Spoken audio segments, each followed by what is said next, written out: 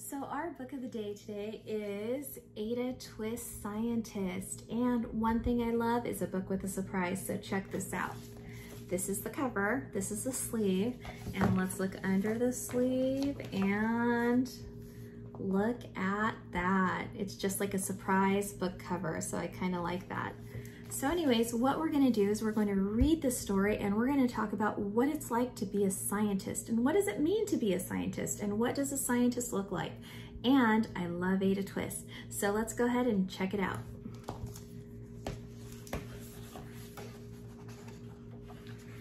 Ada Twist Scientist. Ada Marie said not a word until the day she turned 3. She bounced in her crib and looked all around, observing the world but not making a sound.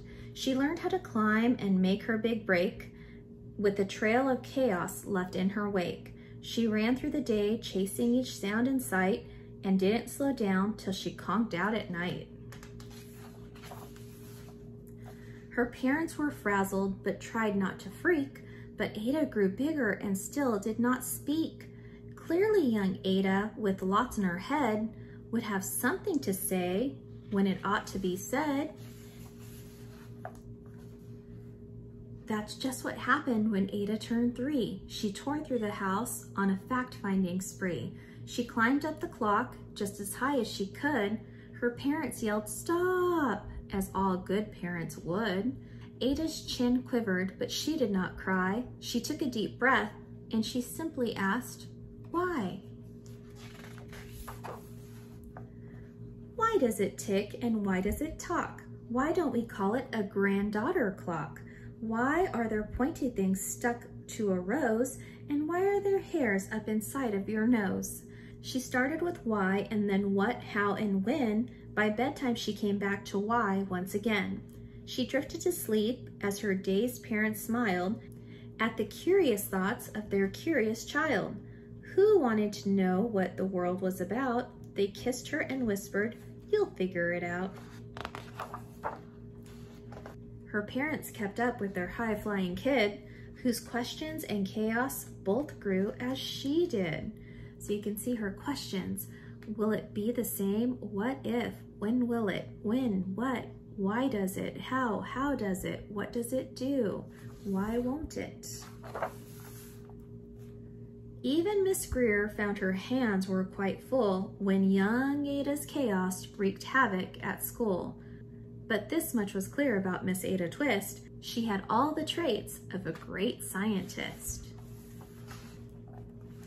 Ada was busy that first day of spring, testing the sounds and making mockingbirds sing, when a horrible stench whacked her right in the nose, a pungent aroma that curled up her toes.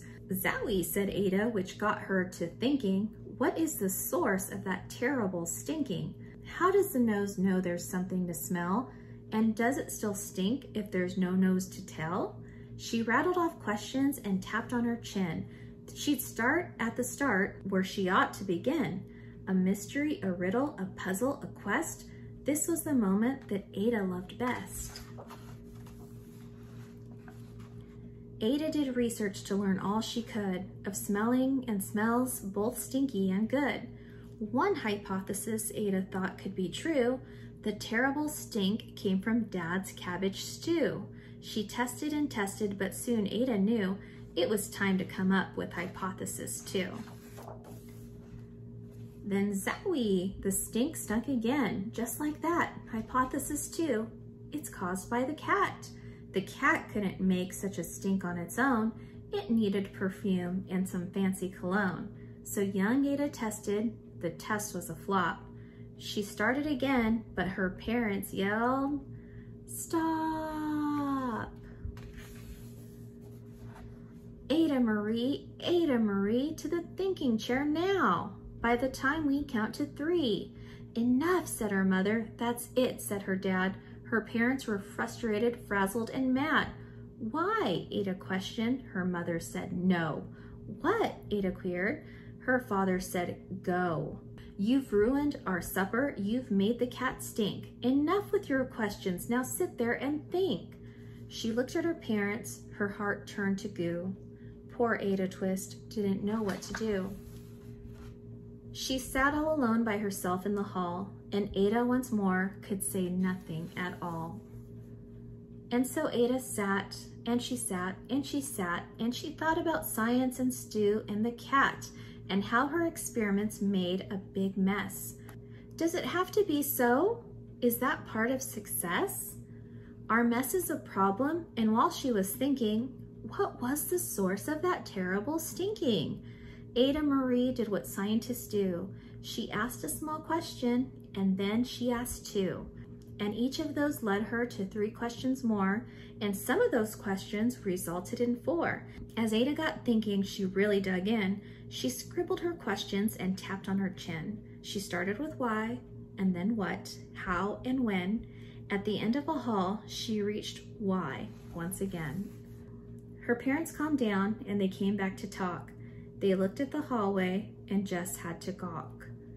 No patch of bare paint could be seen on the wall. The thinking chair was now the great thinking hall. They watched their young daughter and sighed as they did.